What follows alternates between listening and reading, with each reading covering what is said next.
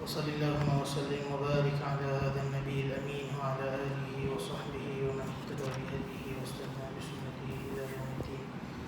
رب اشرح لي صدري ويسر لي أمري واحلل عقدة من لساني يفقهوا قولي.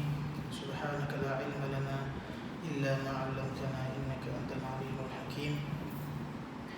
اللهم اجعل جمعنا هذا جمعا مرحوما وتفرقنا من بعده تفرقا معصوما ولا تجعل اللهم فينا ولا منا شقيا ولا محروما ولا مطرودا برحمتك يا أرحم الراحمين. أما بعد.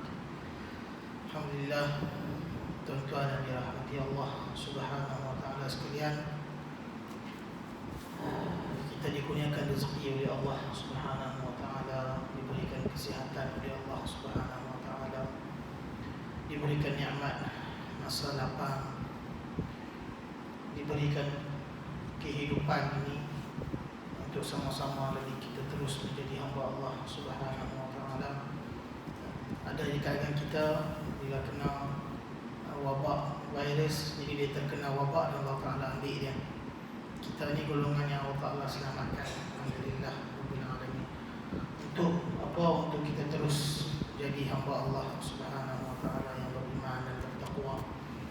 Jadi kita mengucapkan syukur kepada Allah Subhanahu wa taala dan tahmid, alhamdulillahirabbil alamin, Tuhan sekalian alam yang telah bagi kepada kita kesihatan, bagi kepada kita rezeki, ruang dan waktu, dan kita mohon Allah Subhanahu wa taala kurniakan kita istiqamah supaya kita hidup dalam keadaan orang yang beriman dan bertakwa sehinggalah kita balik bertemu Allah taala nanti insya-Allah. Jadi negara perempuan kita dah berhenti lebih kurang 4 bulan pun alhamdulillah. Kita sambung balik pengajian kita pada kitab Hidayatus Salikin fi Suluki Maslakil Muttaqin karangan Syekh Al-Allamah Abdul Samad Al-Farimbani rahimahullah wa ardah. Jadi kita dah sampai pada faslun fi adab al-isti'dad li sa'ir salawat. Saya tak tahu tuan-tuan, kitab sama cuma cetakan dia lain. Kau surat apa ni? 22.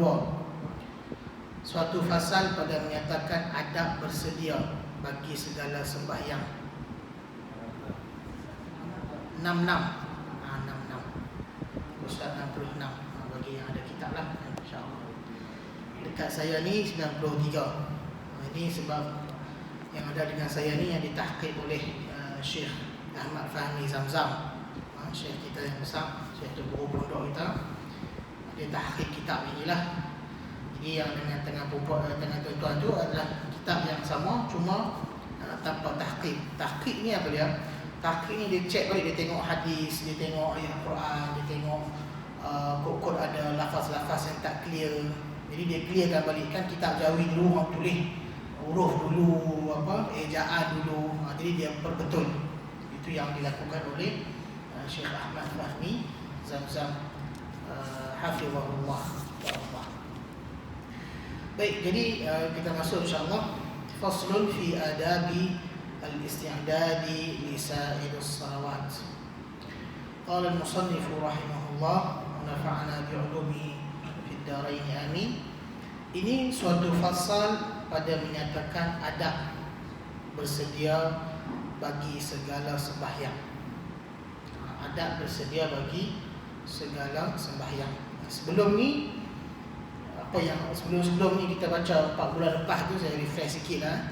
Dia berkaitan dengan adab-adab start daripada bangun pagi, sebelum subuh, lepas tu bangun solat subuh, lepas subuh apa yang kena buat, zikir yang macam mana, solat sunat isyraq, solat sunat duha, ilmu-ilmu dan yang bermanfaat selepas daripada solat sunat duha dan sebagainya, sampailah kita habis bab tersebut. Ini kita masuk pula habis dah.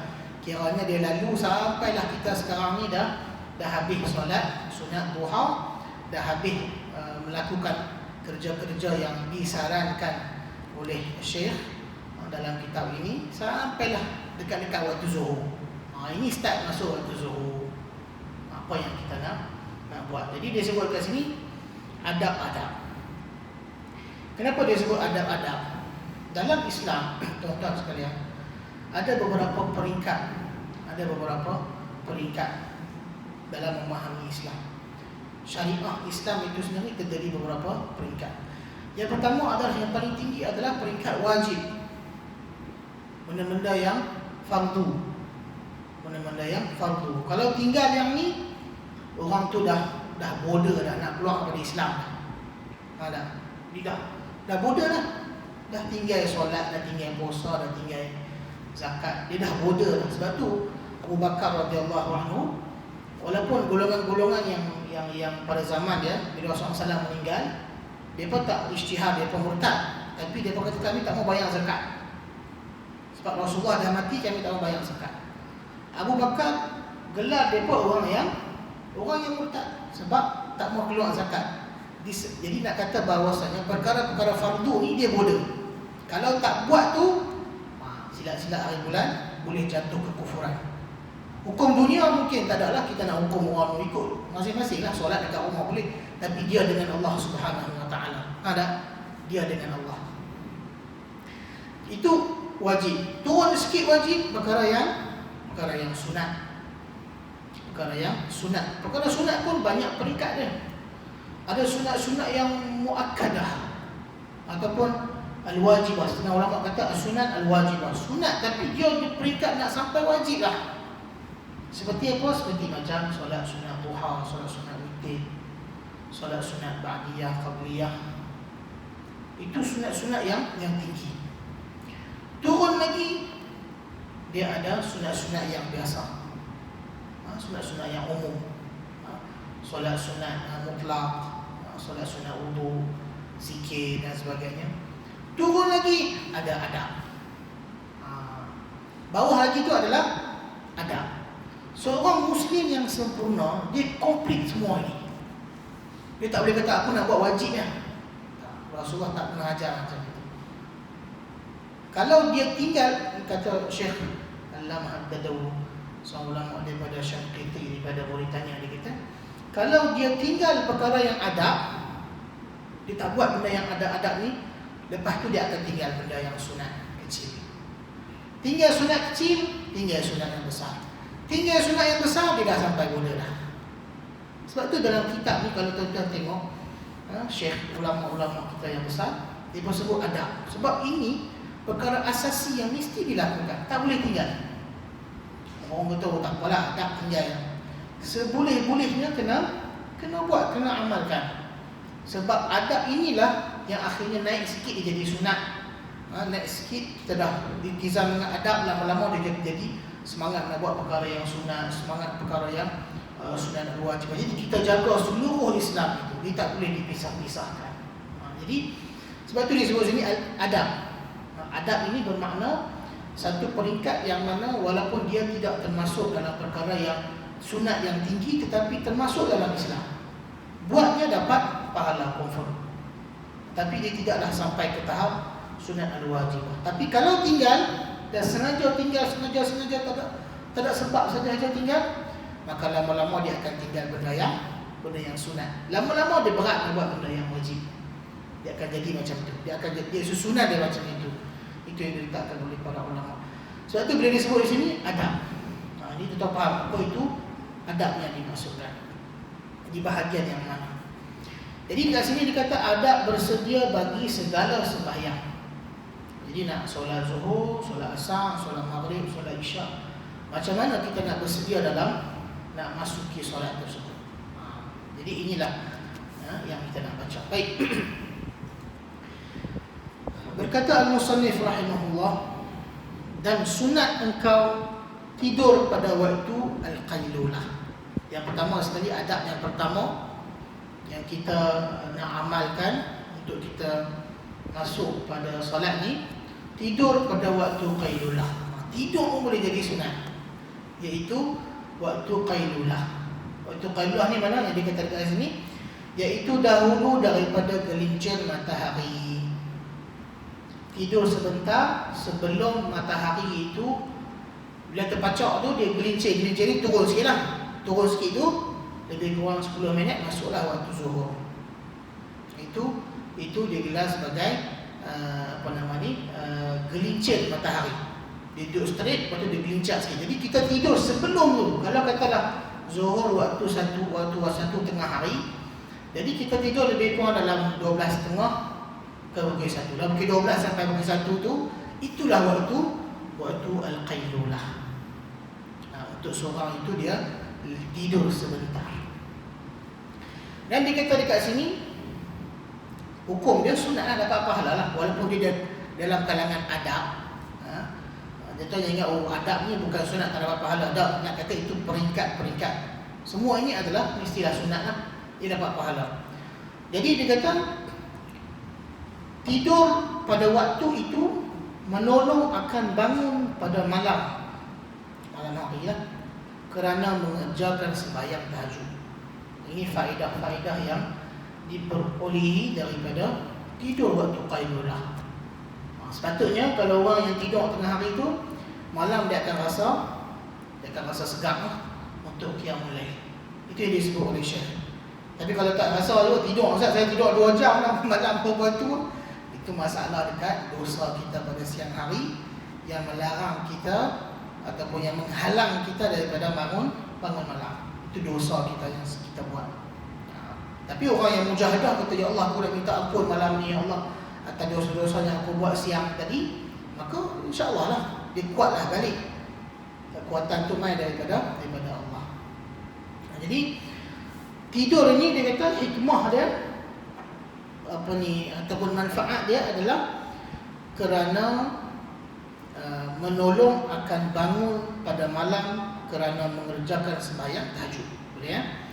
Atau kerana berjaga pada berbuat kebajikan yang lain daripada sembahyang tahajud. Ataupun selain itulah pada waktu malam, tak kira lah berzikir ke apa-apa selain daripada solat tahajud, baca Quran ke sebagainya.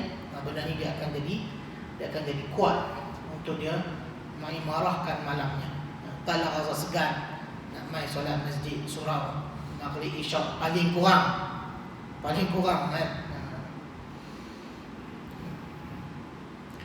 Adapun dia kata adapun tidur pada waktu itu dengan tiada berbuat ibadah pada malam, yakni malam hari, iaitu seperti orang yang makan sahur dengan tiada puas. Jadi dia kata kalau tidur juga tapi malam tak bangun pun, abang berapa tu tidur saya nak bangun tengah malam, tak pernah bangun pun malam. Jadi dia kata itu tak ada manfaat lah. Sebab tujuan dia sebab nak bangun malam. Umpama dia kata orang yang makan sahur, sebab apa dia makan sahur? Sebab nak bagi kuat puasa lah esok hari tu. Itu tak tujuan dia tu. Walaupun kekuatan tu sebenarnya datang daripada Allah. Kita beribadah, Allah tak ada suruh kita sahur. Tapi kita bukan bertawakal pada sahur, betul tak?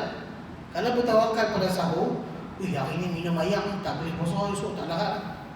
Itu kita bertawakal pada sahur tu, pada air itu, pada makanan tu. Ini makan, alamak tak dan makan, esok tak larat lah. Sebab hang tawakal pada air, memang tak larat. Tapi orang yang walaupun tak apa minum sikit, kita sahur sebab Allah Ta'ala suruh. Yang bagi kuat kita berpuasa ni Allah Ta'ala. Jadi dia kata dekat sini, orang yang tidur tengah hari tapi tak bangun malam, macam mana orang yang bersahur tapi tak puas sahur itu. Asyik-asyik puasa sampai tengah hari, kononnya buka puasa. Dia tak boleh. Sahur dia bangun itu tidak membantu dia untuk berpuasa pada keesokan hari. Tengah hari dah lembek, tak larat dah. Baik, kata lagi ya Syekh, dan maka iaitu tiada berfaedah. Kalau macam itu dia kata tak ada faedah lah. Tidur tengah hari tapi tak bangun malam. Dan hendaklah engkau bangun dahulu daripada waktu zuhur, supaya engkau bersedia mengerjakan sembahyang zuhur pada awal waktu. Ini selepas pada tidur dia kata bangun awal lah, bangun dahulu ni, bangun awal sikit pada waktu zuhur lah. Kalau kita waktu zuhur masuk 1:10 minit, pukul 12.50 ke 12.45 kita dah bangun, dah siap-siap.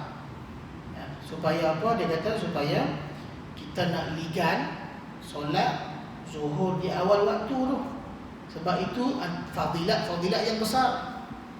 Fadilat yang besar solat di awal waktu. Sunat dia tu lebih besar daripada tidur qailulah. Bila tak ada tidur qailulah ni, rugi pahala. Tidur zuhur terlepas awal waktu. Mana pahala yang lebih besar? Solat di awal waktu ke qailulah? Confirm lah solat di awal waktu itu lebih besar pahalanya daripada qailulah. Jadi kalau dah terlewat tak payah tidur lah. Nak ligat awal waktu. Kalau nak tidur pun tidur dekat orang kerja ni, tidur dekat surau. Baring saat tunggu azan, solat sunat 2 rakaat. Itu pun sudah memadai. Lepas tu solat awal waktu dengan imam. Jadi jangan kerana nak tidur kita mesti tidur sebab dapat pahala. Memanglah, tapi kalau terlepas pahala hak besar tu rugilah. Macam itu. Baik. Setelah itu maka hendaklah engkau mengambil air sembahyang. Jadi biasalah yang ni semua kita tahulah.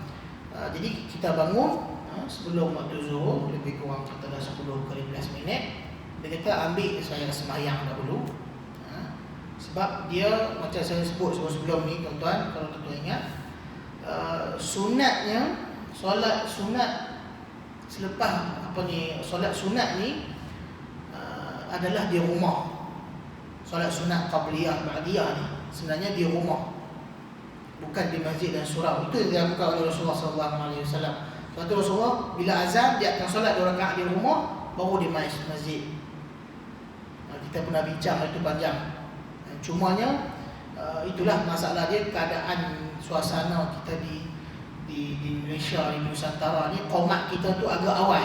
Iqamah kita tu agak cepat, lebih kurang 5-10 minit iqamah. Jadi kalau kawan tu solat sunat di rumah, memang tak dan. Memang tak dan. Jadi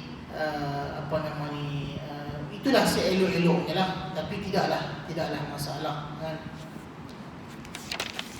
Tidaklah masalah. Jadi sebab tu dalam sebahagian kitab diletakkan bahawasanya solat di rumah itu bukan solat qabliyah. Itu bukan solat qabliyah. Itu adalah solat apa? Solat sunat wudu. Sebab dia kata daripada kawan tu terlepas solat qabliyah, dan mungkin juga bila solat di rumah dia terlepas rakaat pertama bersama dengan imam itu, awal waktu itu bersama dengan imam itu, takbiratul ihram itu. Jadi afdalnya apa dia?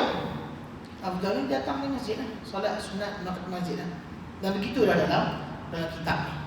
Kitab ni anjurkan untuk kita solat qabliyah ini di masjid dan surau. Tapi hadis-hadis yang masyhur daripada Rasulullah SAW, solat sunat qabliyah ini di rumah lah. Cuma biasa tak apalah, benda tu dah sekali bergantung kepada suasana kita lah. Jadi dekat sini dia kata kemudian maka sembahyang engkau 2 rakaat sunat wudu. Dia sebut tadi lah. Dan kitab ni dah kitab Nusantara banyak yang macam ni lah. Cuma kita Arab kadang-kadang dia akan sebut berkaitan dengan solat qabliyah itu di rumah. Tapi yang confirm lagi nya adalah ambil wudu itu mestilah di rumah. Itu satu. Bukan wajib, tapi itulah sunatnya. Ini kita kata nak kena kan lah ni SOP dia kena ambil wudu di rumah, betul tak? Itu memanglah sunat dia macam itu. Jadi kita amalkan benda itu sangat bagus. Ambil wudu di rumah dan mari dalam keadaan dah berwudu. Cuma niat sunat lah, dengan niat SOP. Niat SOP tak dapat apa. Ini niat SOP. Baik, jadi kita niat sunat. Jadi sekarang ni kita dah berapa adab dah yang kita lalui. Yang pertama, qailulah. Yang kedua, ambil wudu, ataupun bangun pada tidur pula. Sekali lah, bangun tidur, ambil wudu. Dan yang ketiga, solat 2 rakaat sunat wudu. Boleh Dan 3 adab lah. Sebelum kita nak masuk kepada solat zuhur ni, minta solat zuhur lagi. Yang keempat dia kata, maka lalu pergi ke masjid. Habis solat sunat 2 rakaat, pergi ke masjid untuk menunaikan solat fardu, solat jemaah. Bila saya lalu kitab ni tuan-tuan, kadang-kadang kita macam muskil sikit, macam mana nak buat kita ni kerja, tidak? Dengan kerja, dengan urusan tak ada lah, biasa memang tak ada lah. Mungkin tak ada hari kerja dan hari minggu, tidak? Jadi tak hari kerja pun tak ada, hari minggu pun tak ada, sampai bila-bila pula tak ada. Kalau kita yang nak, kita akan carilah. Kita cuba ambil tengok dalam seminggu tu, sehari yang betul-betul kita buat perfect macam mana yang diajar. Cubalah. Mana tahu lepas pencen nanti kita dah makin iltizam dengan benda itu. Dia kena mula sekarang. Lepas pencen ni senang, memang dia tahu dah. Oh, dia buat, dah tak buat tapi kerja apa. Ada setengah orang pandangan dia kata kalau lepas pencen dia nak cari kerja lain lah, duduk rumah lagi tak. Bagi saya duduk rumah banyak kerja nak buat. Ni yang kita duduk mengaji, dengan bangun subuhnya, lepas tu pergi baca Qurannya, lepas tu solat sunat isyraqnya, solat sunat duhanya, baca Quran pula, mengaji ilmu pula. Punya banyak kerja. Siapa kata tak ada kerja? Cuma bila orang tu baik bangun pagi lepas subuh lena lagu tu, memang tak ada kerja. Kan? Memang tak ada kerja. Sebenarnya masa itulah masa kita nak cari keredaan Allah. Kan? Jadi jangan. Tapi kena mula daripada muda lah, kalau siapa yang masih muda. Baik. Dia kata lagi, dan apabila sampai ke masjid, maka sembahyang engkau 2 rakaat tahiyatul masjid. Dia sampai masjid, solatlah 2 rakaat tahiyatul masjid. Ustaz, surau macam mana Ustaz? Hari itu kita dah pernah bincang isu ini. Boleh kita solat sunat tahiyatul masjid di surau. Begitu juga dengan i'tikaf lah. Kalau dok pakat pergi masjid lah, sebab sini tak boleh nak solat tahiyatul masjid, sini surau, betul tak? Itu ada perbincangan para ulama lah. Tapi pandangan peribadi saya adalah berdasarkan kepada fatwa setengah negara, iaitu takrifan masjid itu adalah sebuah bangunan yang didirikan khas untuk solat. Dia tak bersambung dengan orang lain dah. Macam kat shopping kompleks kan ada surau. Itu surau itu dia, walaupun itu yang surau yang tak boleh nak i'tikaf dan solat tahiyatul masjid. Tapi surau ataupun masjid, takrifan masjid yang boleh dilakukan padanya tahiyatul masjid adalah yang mana dia didirikan khas untuk masjid. Dan selama-lamanya dia tidak akan menjadi benda lain dah. Dia jadi masjid lah. Kalau cerita kalau kena tawan tukar jadi gereja, itu cerita lain lah. Nak cerita bahawasanya memang dia khususkan tempat ini, tanah ini dan bangunan ini hanya untuk menunaikan solat kepada Allah Subhanahu Wa Taala. Jadi itu dibolehkan untuk solat sunat tahiyatul masjid dan dibolehkan untuk i'tikaf. Selain daripada itu tak boleh. Tapi itu tidaklah kita nak mengubah status masjid ke surau. Itu cerita Jabatan Agama lah. Itu dia punya lah. Surau ni pun kalau lama-lama besar-besar orang makin ramai boleh minta jadi masjid, tidak? Jadi apa? Tahu tak? Dia bukannya isu perbezaan di Jabatan Agama itu sebab jenis bangunan ke apa, ada kapasiti tu. Kapasiti, dia punya komitmen, dia punya program dia dan sebagainya untuk melayakkan dia gelar sebagai masjid ataupun surau Jumaat. Bukan isu dia tak boleh solat tahiyatul masjid ataupun sebagainya. Baik. Cuma saya sebut tadi lah, itu adalah khilaf. Pandangan saya macam itu, iaitu boleh solat tahiyatul masjid walaupun di surau ini, dan boleh i'tikaf pada bulan Ramadan dan lain daripada bulan Ramadan. Lagi dia kata, dan jikalau engkau dengar akan bang, orang dulu panggil bang, dibagi bang azan, dengar akan bang, maka hendaklah engkau jawab akan dia. Ini pun sunat yang kadang-kadang kita tertinggal, iaitu menjawab azan. Menjawab azan itu senang, semua orang tahu lah. Ya Allahu Akbar, Allahu Akbar, Ya Allahu Akbar, Allahu Akbar, sampailah ke kecuali al-hayya 'alah itu, hayya 'alas salah, hayya 'alal falah itu, la haula wala quwwata illa billah al-'aliyyil 'azim. Lagi dikata kemudian maka sembahyang engkau 4 rakaat dahulu daripada zuhur. Ini dia punya pandangan dia. Jadi solat sunat qabliyah dalam kitab ini adalah selepas daripada azan dan di masjid. Disuruh kita ke masjid, solat di masjid. Memang dan itu yang dilakukan oleh ulama-ulama di Nusantara lah khususnya. Tak sama kalau pergi Arab memang diperlewatkan waktu iqamah, biasanya 20 minit ke setengah jam. Nak tunggu ramai kadang-kadang kita jangan pelik kalau pergi negara Arab, Tok Bilal itulah yang azan, dialah yang jadi imam. Dia dah azan, dia iqamah, dia yang imam. Bahkan memang kalau setengah-setengah masjid memang macam itu. Jangan pelik kan. Jadi ini tak ada orang lain kan, memang dia yang bertugas azan, iqamah dengan imam. Biasalah benda tu biasa kan. Kat Mesir contohnya saya duduk lama, kat Mesir macam itulah. Tapi dia akan tunggulah, dia akan biasanya lama sikit lah. Okay, dia kata dekat sini 4 rakaat. 4 rakaat dahulu daripada zuhur, yakni sebelum daripada zuhur.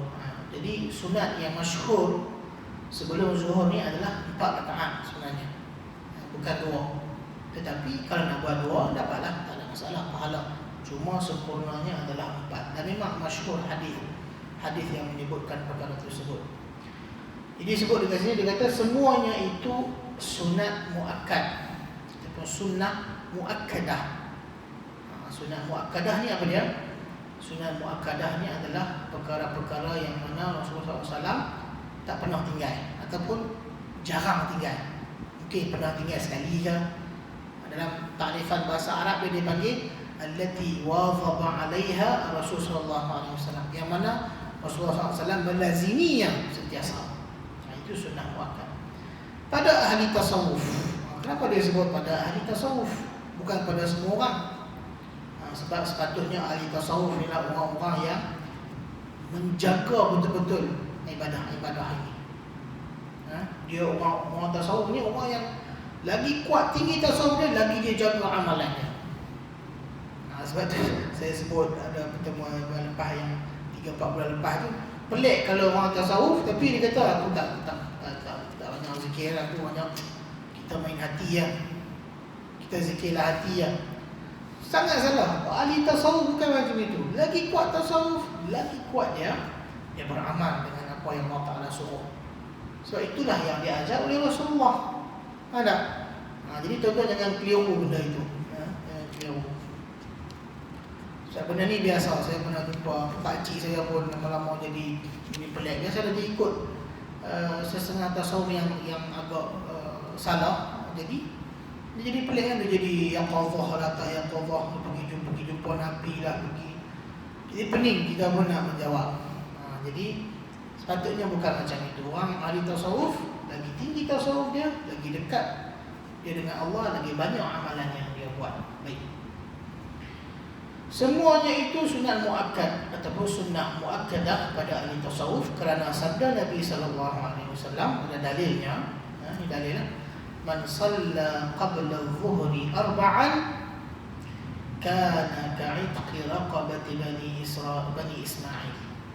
Sekali lagi, man shalla qabla adh-dhuhri arba'an ka'itqi raqabatin min bani Ismail. Rawahu At-Tabrani fil Kabir. Imam At-Tabrani ini dia ada kitab, satu nama dia Al-Mu'jam Al-Kabir, mengumpulkan hadis-hadis besar lah. Satu lagi Al-Mu'jam As-Saghir, yang kecil sikit, yang ringkas sikit. Jadi dia kata fil Kabir, Mu'jam yang ataupun kitab Mu'jam hadisnya yang besar itu. Baik. Artinya maksud dia apa? Dia kata barang siapa sembahyang dahulu daripada zuhur 4 rakaat. Ini sebelum lah, dahulu ni bahasa mereka, dahulu ni sebelum. Kalau tuan nak catat, letaklah sebelum zuhur 4 rakaat, nescaya adalah ia seperti memerdekakan seorang hamba daripada anak Bani ataupun Nabi Ismail. Pahala dia solat zuhur 4 rakaat itu seumpama dia memerdekakan ataupun memerdekakan seorang daripada anak Nabi Ismail. Katalah Nabi Ismail ni ada ramai anak, dan anak dia seorang-seorang tu jadi hamba. Kita pergi beli anak Nabi Ismail tu, pergi bebaskan dia. Pahala tu cukup besar anak Nabi. Kita mungkin tak boleh bayang hari macam mana Nabi pahalanya Allah Ta'ala dia yang tahu. Cuma nak kata tingginya pahala itu di sisi Allah Subhanahu Wa Ta'ala. Lagi dia kata, dan lagi sabda Nabi SAW, man salla arba'an qabla dhuhri ghufira dhunubuhu yawmahu dhalik. Sekali lagi, man salla arba'an qabla dhuhri ghufira dhunubuhu yawmahu dhalik. Rawahu Al-Khatib fi Tarikh. Khatib ni Imam Khatib Al-Baghdadi rahimahullah dalam kitab dia At-Tarikh. Artinya dia kata, barang siapa sembahyang 4 rakaat dahulu daripada zuhur, sebelum zuhur, nescaya diampun dosa-dosanya pada harinya, pada hari tersebut. Dosa dia semua diampun habis dengan sebab 4 rakaat pada hari tersebut yang dia buat sebelum zuhur itu. Masya Allah, pahala yang sangat banyak. Jadi sebelum masuk kepada yang seterusnya tu, jadi ada orang tanya, Ustaz, nak solat zuhur 4 rakaat terus ke ataupun dua-dua? 4 rakaat terus ke ataupun dua-dua? Mana-mana pun boleh. Dengan syarat, kalau solat 4 rakaat terus, mesti ada tahiyat di tengah-tengah. Macam solat zuhur lah. Itu dia sebut oleh Imam An-Nawawi dalam kitab Al-Azkar. Dia kata kalau nak solat 100 rakaat pun solatlah. Tapi sebelum 2 rakaat terakhir itu, rakaat yang ke-98 tu, tahiyat awal. Jadi nak solat 10 rakaat 20 rakaat sunat, tidak ada masalah. Itu kata Imam Nawawi kita Al-Azkar. Cuma mesti ada diselangi pada hujung terakhir itu dengan tahiyat awal. Jadi siapa yang nak solat 4 rakaat terus, pastikan dia solat 2 rakaat, lepas tu tahiyat awal dan juga tahiyat akhir. Ini solat sunat kan ni. Kalau siapa nak buat dua-dua, itu yang biasa orang buat, tidak ada masalah. Dua-dua pun sah di sisi Allah Subhanahu Wa Ta'ala. Jadi dekat sini dia kata, sebab dalam lafaz hadis ni dia umum, dia di umum, tidak ada yang khusus. Jadi ulama ijtihad lah. Kita ustaz mana dalil kata boleh dua? Itulah ijtihad ulama. Bukan semua cara cerita dia, tak ada sebut dalil pun cerita tak boleh. Tak. Bila tidak ada dalil, tak semestinya tidak boleh. Bila tidak ada dalil, itulah tempat para ulama yang mujtahid, seperti Imam Nawawi, seperti Imam Syafi'i, seperti Imam Ahmad, Imam Hanafi, Imam Maliki. Dia buat ijtihad. Ijtihad kata 4 rakaat, 2 ataupun straight ni, tak ada hadis, tak ada dalil. Tapi berdasarkan kepada, contohnya lah, berdasarkan kepada solat zuhur 4 rakaat je tak? Straight. Jadi setengah kata 4 rakaat zuhur straight, jadi kita kiaskan sunat dia pun sama. Tak? Jadi bila nak sama dengan solat zuhur 4, straight lah 4. Itulah antara ijtihadnya, sebab tidak ada dalil. Jadi ni tak semestinya setengah orang dia pelik sikit. Bila tak ada dalil, bukan dia. Bila tidak ada dalil, jawapan dia, ulama perlu ijtihad. Kalau perlu ijtihad lah. Kalau tak perlu, tak ada faedah. Sebenarnya orang tanya ni, Ustaz, nak solat 2 terus ke 4? Nak solat 2 ke 4 terus? 2-2. Jadi itulah perbincangan dia. Mesti ada ijtihad daripada ulama dan kita ikut ijtihad tersebut. Jadi di sini tidak ada masalah. Dua-dua pun boleh buat. Baik. Setelah itu maka engkau ya, silakan.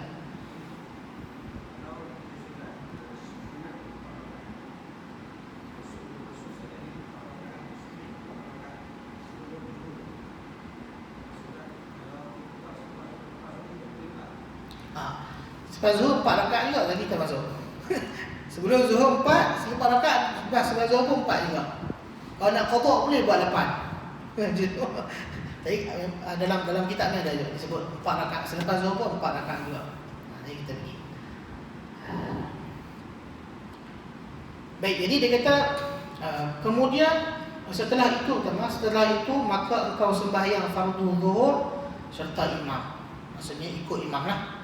Ikut imam lah, itu yang paling afdal. Seorang lelaki yang mana dia solat berserta imam. Sebab saya selalu sebut kat anak murid saya kata nak kenal orang lelaki ni soleh tak soleh senang kan. Macam orang nak cari calon anak lelaki, menantu sebagainya. Ini bukan betul lah, ini pandangan saya lah sebab tak ada hadis. Jadi berdasarkan pengalaman, nak cari orang lelaki yang soleh senang je. Tengok dia main masjid surau dah untuk solat, paling kurang sehari sekali maghrib, isyak. Sebab apa tuan-tuan? Sebab orang yang menjaga hubungan dia dengan Allah, yang mai rumah Allah, orang inilah yang akan menjaga hubungan dia dengan keluarga, dengan anak dia, dengan isteri dia, dengan keluarga mentua dia, tidak? Dengan seluruh jiran-jiran dia. Kalau orang tak jaga hubungan dengan Allah, macam mana nak boleh kita yakin dia ni boleh insya-Allah. Boleh doa je lah. Tapi kalau kita nampak orang ini orang yang sentiasa melazimi majlis surau, dia mesti orang yang soleh. Sebab apa? Sebab dia jaga hubungan dengan Allah. Tambah-tambah di akhir zaman ni, betul tak? Di akhir zaman ni beberapa orang ni kalau nak kira semua sekeliling ni yang main penuh majlis, tidak penuh surau. Tapi nak kata bahawa sebenarnya nak cari orang yang soleh, orang lelaki, pemuda pula, dia mestilah orang yang datang masjid dan surau. Jadi paling kurang sehari sekali. Sebab dia rasa rindu nak main masjid dan surau, nak jumpa dengan Allah Subhanahu Wa Taala, sahut seruan Allah, hayya 'alas salah. Baik, jadi dia kata kemudian sembahyang engkau 4 rakaat kemudian daripada zuhur. Ini soalan Abang Ali. Jadi sunat, memang sunat zuhur ini, sunat qabliyah dan ba'diyah ini 4 sebelum dan 4 selepas. Itulah yang disebut dalam hadis. Jadi sebab itu dikata kerana sabda Nabi SAW, man hafaza ala 4 raka'atin qabla adh-dhuhri wa 4 ba'daha harramahu Allahu 'ala an-nar. Masya-Allah, hadis ini hadis yang sangat masyhur, hadis yang sahih. Man hafaza ala 4 raka'atin qabla adh-dhuhri wa 4 ba'daha harramahu Allahu 'ala an-nar. Artinya barang siapa memeliharakan, dijaga, memeliharakan atas sembahyang 4 rakaat dahulu daripada zuhur dan 4 rakaat kemudian daripadanya, nescaya diharamkan Allah akan jasadnya itu atas api neraka. Jasad dia tak boleh kena api neraka, tak boleh masuk. Sebab apa? Sebab amalan dia ni. Masya-Allah, sangat besar tuan-tuan pahala dia. Baik, kita dah masuk waktu isyak dah, saya dah kena habiskan lah. Jadi kita berhenti dekat sini. Kesimpulannya tuan-tuan dan puan-puan sekalian, ada beberapa adab yang kita baca tadi, lebih kurang dalam saya sedang kat sini ada 7. Saya baca dari 7. Yang pertama qaidullah, yang kedua bangun daripada tidur dan ambil sembahyang, yang ketiga solat sunat 2 rakaat sunat wudu, yang keempat pergi ke masjid, yang kelima solat sunat tahiyatul masjid, yang keenam jawab azan, yang ketujuh sembahyang 4 rakaat sebelum, dan yang ke-8 sembahyang 4 rakaat selepas daripada zuhur. Wallahu a'lam. Kita menghentikan tu tentang syahidan tu. InsyaAllah kita sambung pada 2 minggu akan datang insyaAllah. Wallahu a'lam. Apa yang baik datang daripada Allah Subhanahu Wa Taala, apa yang kurang datang daripada kekurangan saya. Semoga manfaat insyaAllah. Wassalamualaikum warahmatullahi taala wabarakatuh.